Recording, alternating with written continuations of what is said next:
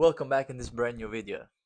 Today's video is going to be a little more annoying and it's going to be about my private pilot journey and what's taking so long, if we can say that it's taking long, and where am I in the journey? What point of my journey am I? Let's dip into it. So, weather is definitely my biggest enemy. But when I'm not flying, what I do is I just study the books for either a ground lesson or if I have an exam, or as of now, I'm just preparing myself for the check ride because that's all I have left. Now, I do want to do a review flight to just get all the maneuvers back in and make sure that I get the landing part right, short field, soft field, things like that. There's a syllabus, and in the back of it, it tells you what the questions could be on the check ride, and they can ask you from how a plane flies to what's the instrument to how do you get weather, like anything that has to do with your private pilot journey. They can just ask you. So it's from literally the first chapter of the book to like the last one. So you have to know part of everything. So yes, the stage that I'm right now is I'm about to take my check ride. I don't have a date yet. I still want to do one more review flight, but it's really close to my check ride anyways. I've done all the cross country and every kind of hours that I need to get to my check ride. What's stopping me from like flying almost every day is just weather. Weather, if you live in New York State, upstate New York especially, you get snow. There's been snow and ice outside for like the last month or two. Rainy, windy, winds are like 50 knots, just things that you can't really associate to me flying a Cessna 152. Now, we changed location, but we don't have the fridge in the back anymore, but I want to answer some questions that might be like big questions for like aviation or things that just like stop people from thinking about getting into aviation.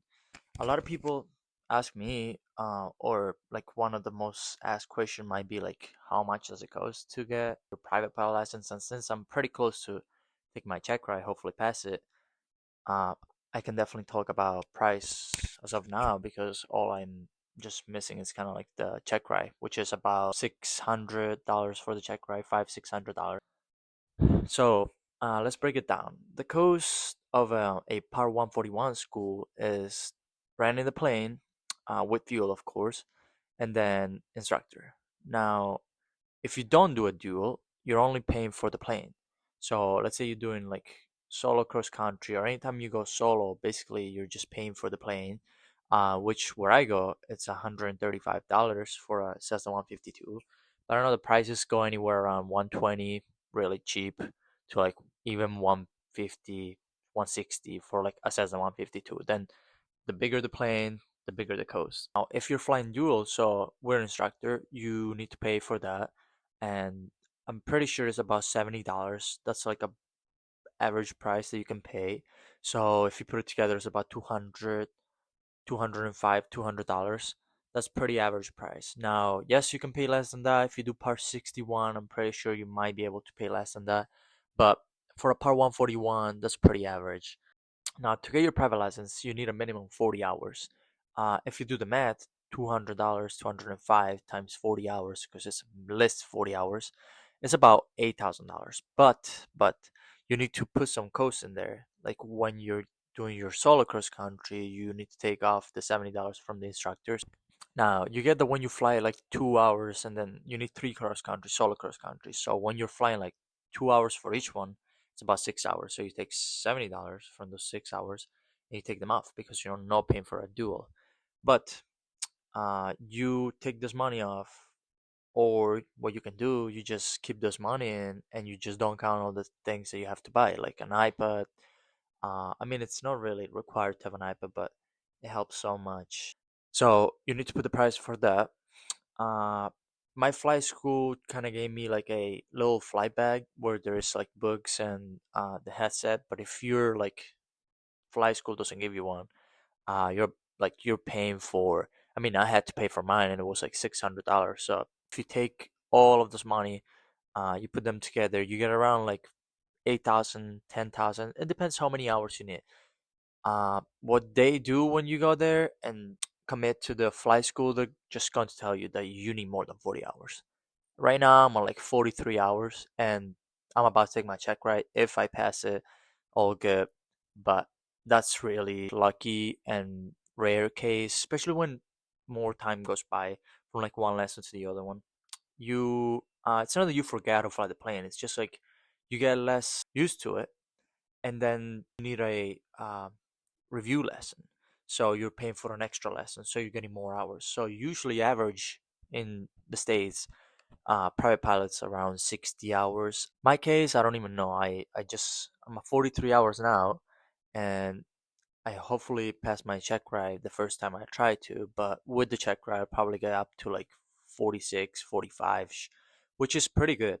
You might think it's a kind of a lot, but if you really go into like all these programs like ATP, United, I know they have a program, you don't get your private for less than like $15,000, which that's kind of like almost double the price. So now you know that if you go to Part 141, you're expecting to pay about eight to almost 10,000, even more if you need more hours. That's up to you. But if you need the hours, it's all gonna be helping you to get 1,500 hours one day. Another big question that people usually ask me is, do you need to be good at math?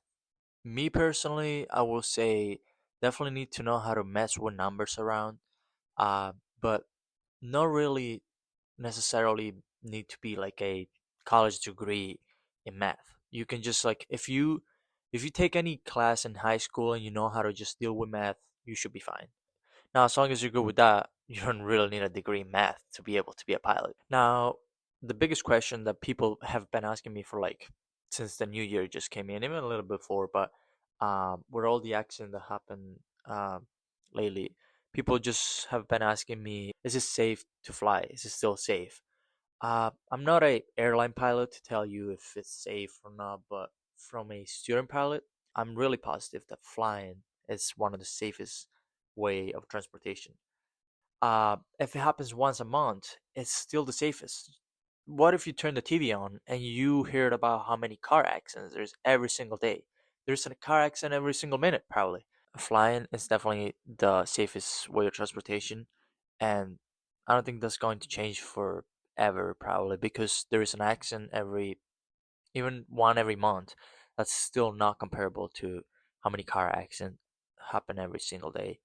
So if you're scared to fly, or if you're just out there wondering, can I still fly safe? Yes, just get on that plane, you're flying, you're safe, everything is good. Another big question is, do I need to be healthy, or what is my vision in order to fly?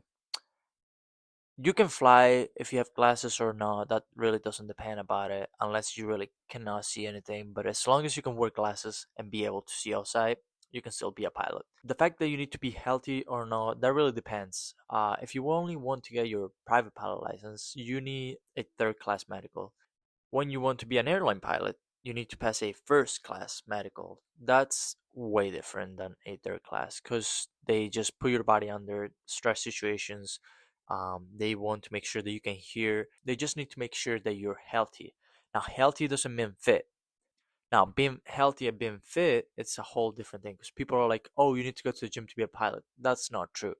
But being fit means fitting well into the cockpit. If you have any heart disease, uh, maybe they're just not going to give you a first class medical. You can still be a private pilot, just enjoy your day up in the sky. But if you're really going for the airline, you need to be healthy. Now, that was me answering to the biggest questions that I really get from people once they know that I'm a student pilot. If you have any questions, just drop them in the comments. If you like this kind of contents, I know they're more like boring, but I really like talking about how safe aviation is and all the things that people might want to know before they even start getting their private or getting into a journey to get to the airline.